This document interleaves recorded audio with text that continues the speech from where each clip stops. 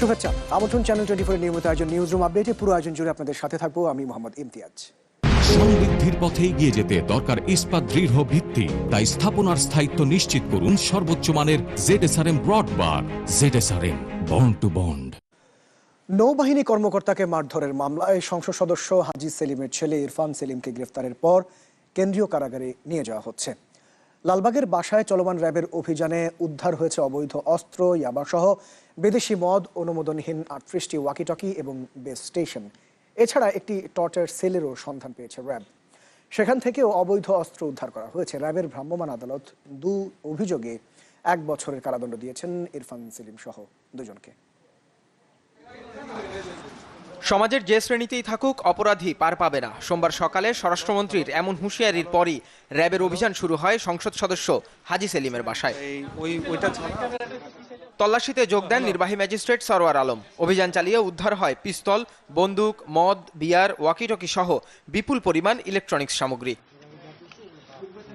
পরে প্রাথমিকভাবে হাজী সেলিমের ছেলে ইরফান সেলিম ও দেহরক্ষী জাহিদকে হেফাজতে নেয়ার কথা আনুষ্ঠানিকভাবে জানায় র্যাব।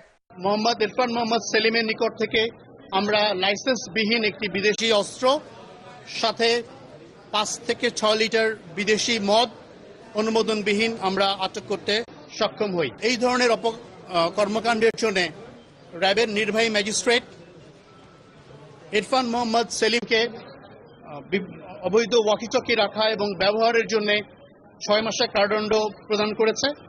এর পাশাপাশি বিদেশি মদ সেবন করার জন্য অনুমোদনবিহীনভাবে 6 মাসের কারাদণ্ড প্রদান করেছে। অর্থাৎ অভিযুক্ত 2 জনকেই প্রত্যেককেই 1 বছর করে র্যাবের ভ্রাম্যমাণ আদালত শাস্তি প্রদান করেছে। তবে এর বাইরেও আরো 2টি মামলা র্যাব দায়ের করবে বলেও জানায়। এর আগে ঢাকা দক্ষিণের 30 নম্বর ওয়ার্ড কাউন্সিলর ইরফান সেলিম সহ 4 জনের নাম উল্লেখ করে অজ্ঞাতনামা আরও 2-3 জনের বিরুদ্ধে মারধর, হুমকি, হত্যা চেষ্টার অভিযোগে মামলা করেন মারধরের শিকার নৌবাহিনীর কর্মকর্তা। মামলার পর ইরফান সেলিমের গাড়ি চালক মিজানকে গ্রেপ্তার করে পুলিশ। পরে তাকে 1 দিনের রিমান্ড দেন আদালত। শনিবার সন্ধ্যায় বই কিনে স্ত্রীসহ মোটরসাইকেলে কলাবাগান মোড় পার হচ্ছিলেন নৌবাহিনীর লেফটেন্যান্ট ওয়াসিফ। পেছন থেকে সংসদ সদস্যের স্টিকার লাগানো ল্যান্ড রোভার ধাক্কা দেয়। প্রতিবাদ করলে গাড়ি থেকে নেমে বেদম মারধর করা হয় ওয়াসিফকে। পরে গাড়িটি জব্দ করে পুলিশ। নাহিদ হোসেন, চ্যানেল 24, ঢাকা। এই সময় তো আশেপাশে ভালো ডাক্তারও পাবো না। আশেপাশে না, দেশের সেরা ডাক্তারই পাবে।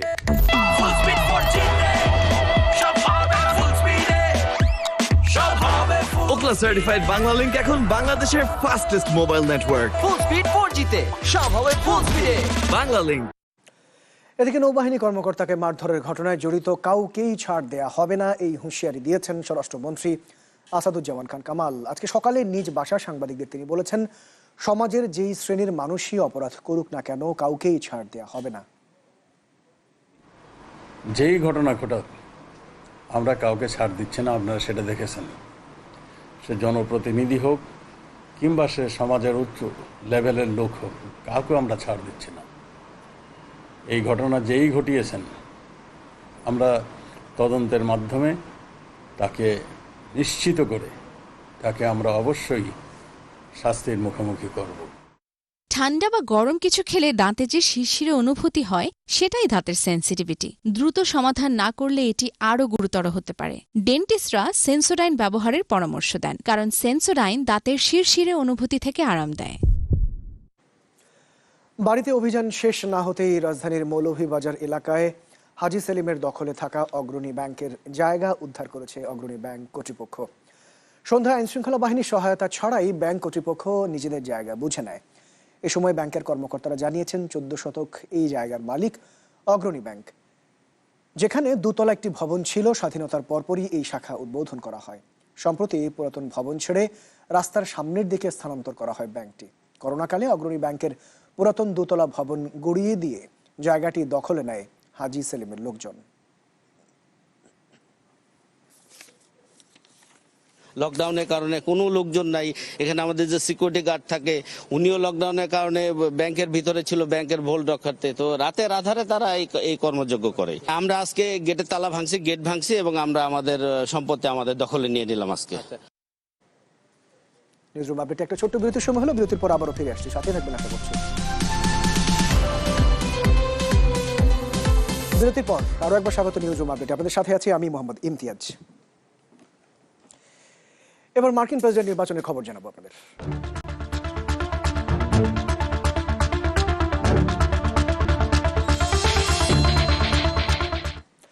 মার্কিন প্রেসিডেন্ট নির্বাচনে 2016 সালের আগাম ভোটকে ছাড়িয়ে গেছে এবারের সংখ্যা। গতবার 5,83,00,000 আগাম ভোট দিলেও এবার এরই মধ্যে দিয়েছেন 5,87,00,000।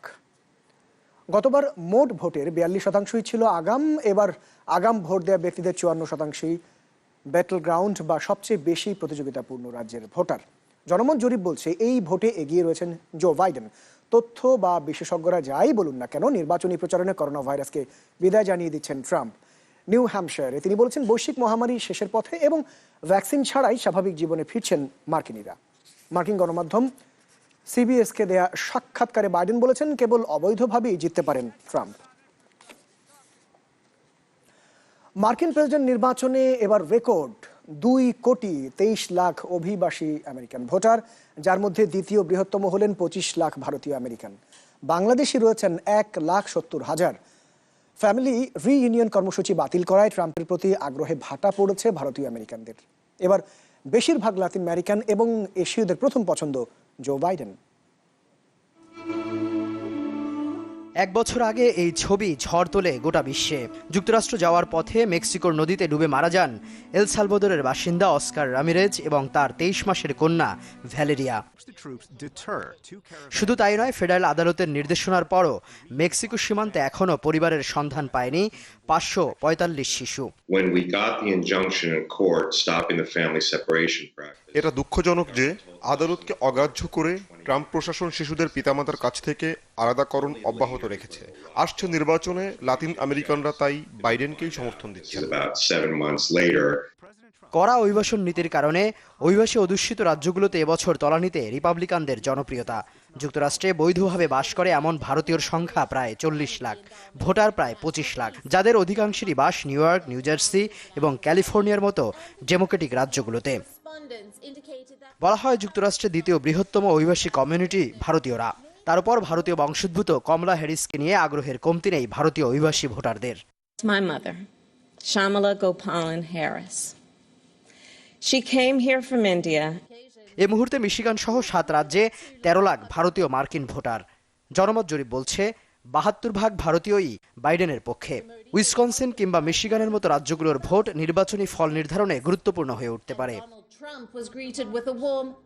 প্রথাগতভাবে অধিকাংশ দক্ষিণ এশীয় অভিবাসী ডেমোক্রেটিক পার্টির সমর্থক। বাংলাদেশি আমেরিকানদের বাস প্রধানত ডেমোক্রেটিক রাজ্যগুলোতে, মোট সংখ্যার হিসেবে যা 1,70,000-এর মতো। ফ্যামিলি রিউনিয়ন কর্মসূচি বাতিল করায় ট্রাম্পের প্রতি আগ্রহে ভাটা পড়েছে ভারতীয় আমেরিকানদের, আর অধিকাংশ বাংলাদেশি রাজনৈতিকভাবে অসম্পৃক্ত এবং ভোট দেওয়ার ব্যাপারে অনাগ্রহী। অবশ্য দক্ষিণ এশীয় ভোটারদের কাছে অর্থনীতি, কর্মসংস্থান আর স্বাস্থ্য খাতে এবার বেশি গুরুত্ব পাচ্ছে। শাকিল মাহমুদ, চ্যানেল 24। আমরা নিউ ইয়র্কে যেতে চাই। এই মুহূর্তে আমাদের সাথে যুক্ত হচ্ছেন সহকর্মী এম.এ. আহাদ। অনেক ধন্যবাদ আমাদের সাথে যুক্ত হবার জন্য। যে বিষয়টি দিয়ে শুরু করতে চাই, এবার তো রেকর্ড সংখ্যক 2,23,00,000 অভিবাসী আমেরিকান ভোটার রয়েছেন। তো একটু জানতে চাইবো অভিবাসী অধ্যুষিত রাজ্যগুলোর কি অবস্থা এবং পাশাপাশি শেষ মুহূর্তের প্রচারণায় কি প্রাধান্য পাচ্ছে? হ্যাঁ ইমতিয়াজ, আমি যেখানে আছি নিউ ইয়র্ক, এটাও কিন্তু একটি অভিবাসীদের একটি জায়গা এবং এখানে সবচেয়ে বেশি সাউথ এশিয়ান বা আমাদের এশিয়ান সবচেয়ে বেশি এখানে বাস করেন নিউ ইয়র্কে। এবং নিউ ইয়র্কে জানেন যে আগাম ভোট গত 24 তারিখ থেকে শুরু হয়েছে। এখানেও দেখা গেছে ফ্লোরিডা কিংবা অন্যান্য রাজ্যের মতো এখানেও প্রচুর মানুষ লাইনে দাঁড়িয়ে ভোট দিচ্ছেন, যেটা অতীতে দেখা যায়নি। যেটা 8 সালে দেখা গিয়েছিল কিছুটা, যখন ওবামাকে বিজয় করে এদেশের মানুষ। এবার কিন্তু এর চেয়ে রেকর্ড সংখ্যক মানুষ ভোট দিচ্ছেন এবং ধারণা করা হচ্ছে এই আগাম ভোটটা কিন্তু জো বাইডেনের ব্যালটে গিয়ে পড়ছে। এর কারণটা হচ্ছে আপনারা জানেন যে প্রেসিডেন্ট ট্রাম্প কিন্তু এখনো পর্যন্ত বন্ধ রেখেছেন কোভিড এর দোহাই দিয়ে এখানে ইমিগ্রেন্টদের এখানে আসা বা ইমিগ্রেন্ট ভিসা তিনি বন্ধ করে রেখেছেন। এবং ধারণা করা হচ্ছে যদি প্রেসিডেন্ট ট্রাম্প আবারও জিতেন তাহলে হয়তো ওই ভিসাটা স্থায়ীভাবে তিনি বন্ধ করে দিতে পারেন। এই সংখ্যা থেকে এখানকার ইমিগ্রেন্ট কমিউনিটি যারা আছে তারা কিন্তু জো বাইডেনের পক্ষে অবস্থান নিয়েছে এবং তাকে ভোট দিচ্ছে, এমনটাই মূলত জরিপ থেকে বেরিয়ে এসেছে। এবং আপনি এশিয়ানদের কথা যেমনটি বললেন যে এশিয়ান যারা কিংবা সাউথ এশিয়ান যারা কিংবা ইন্ডিয়ান যারা, তারা কিন্তু ঐতিহ্যগতভাবেই তারা ডেমোক্রেটদের সাপোর্ট করে। কিন্তু এবার প্রেসিডেন্ট ট্রাম্প যেমনটি বলতে চাচ্ছেন যে ডেমোক্রেটরা তারা নির্বাচনের আগে ইমিগ্রেন্টদের পক্ষে কথা বলে, কিন্তু নির্বাচনের পরে তারা তাদের বিরুদ্ধে কথা বলে এবং তারা ইমিগ্রেন্টদের এখান থেকে ডিপোর্ট করে, যেটি ওবামার সময় যেটি হয়েছিল, যে ওবামার সময় যত মানুষকে ডিপোর্ট করা হয়েছে এখান থেকে এত মানুষকে এর আগে কিন্তু কোনো প্রেসিডেন্টের সময় অবৈধ ইমিগ্রেন্টদের ডিপোর্ট করা হয়নি, যেটা আপনারা জানেন। এই কারণে গত ডিবেটে কিন্তু জো বাইডেন সরি বলেছেন যে তার অতীতের কর্মকাণ্ডের জন্য তিনি সরি, তিনি দুঃখিত, তিনি এবার যদি ক্ষমতায় আসেন তবে হয়তো তিনি ইমিগ্রেন্টদের পক্ষে কাজ করবেন। এবং এমনটাই কিন্তু এখানকার ইমিগ্রেন্ট কমিউনিটি এমনটাই কিন্তু প্রত্যাশা করছে, হয়তো জো বাইডেন যদি বিজয়ী হন তাহলে হয়তো তাদের পক্ষে এবার কাজ করবেন। তবে একটা বিষয় আজকে পরিষ্কার করি, এখন নির্বাচনের সময় এবং নির্বাচনের চেয়ে কিন্তু সবচেয়ে বেশি আলোচনা যেটি হচ্ছে এখানকার বিচারপতি নিয়োগ নিয়ে। যেমনটি আজকে ধারণা করা হচ্ছে আজকে সোমবার হয়তো ব্যারটকে আজকে মনোনয়ন দিতে পারে সিনেট, এখানে আজকে সিনেটে নির্বাচন অনুষ্ঠিত হবে।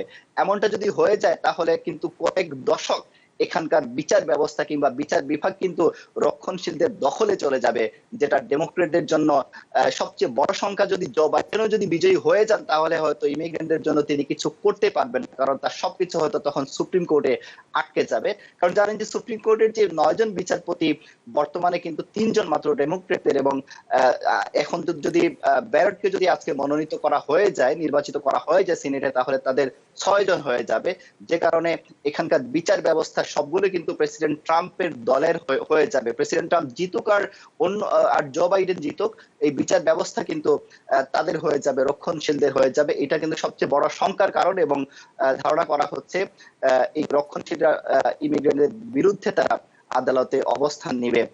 এই হলো বর্তমান অবস্থা। এবং আপনি যেমনটি বলছেন যে ইমিগ্রেন্টদের কথা, এবার বাংলাদেশি কমিউনিটি কিন্তু দুই ভাগে বিভক্ত হয়ে গেছে। বাংলাদেশিরা এবার প্রথমবারের মতো নিউ ইয়র্কের মতো জায়গা, তারা বাংলাদেশি কমিউনিটির পাশাপাশি একটু আপনি কমলা হ্যারিসকে নিয়ে এশীয় অভিবাসীদের মধ্যে কি প্রতিক্রিয়া, এই বিষয়টা একটু বলবেন। আমি বলছি যে রিপাবলিকানদের পক্ষে অবস্থান নিয়েছে এখানকার বাংলাদেশি কমিউনিটি, এবং তারা এখানে সচরাচর কমিটি ঘোষণা করেছে রিপাবলিকানদের পক্ষে।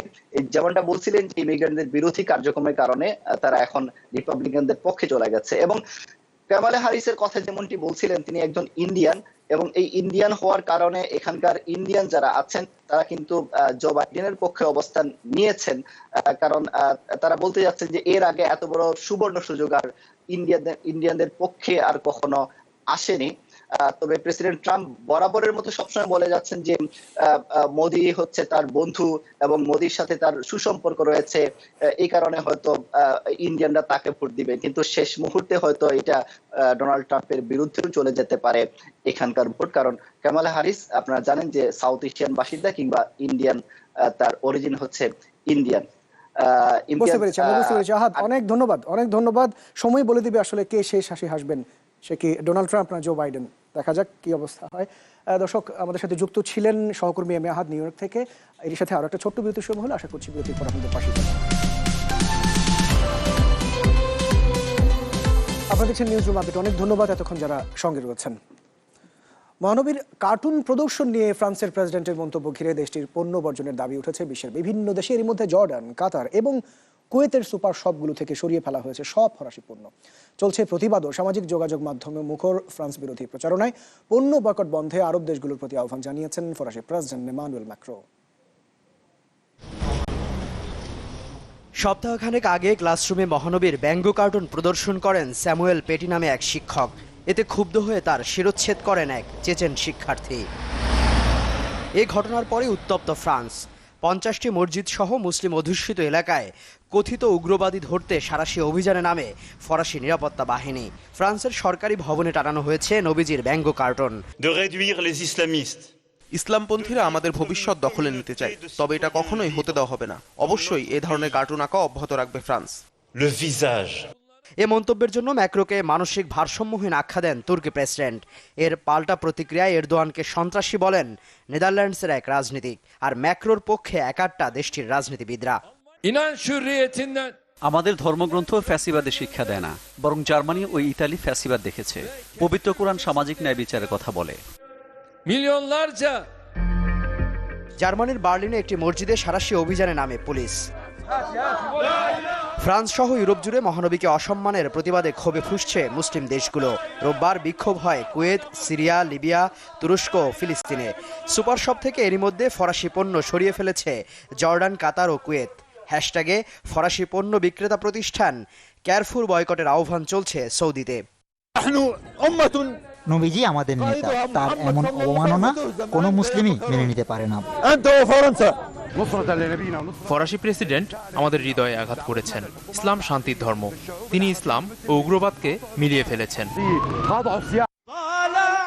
শেষমেশ মধ্যপ্রাচ্যের দেশগুলোকে ফরাসি পণ্য বর্জনের প্রচারণা বন্ধের আহ্বান জানান ইমানুয়েল ম্যাক্রো।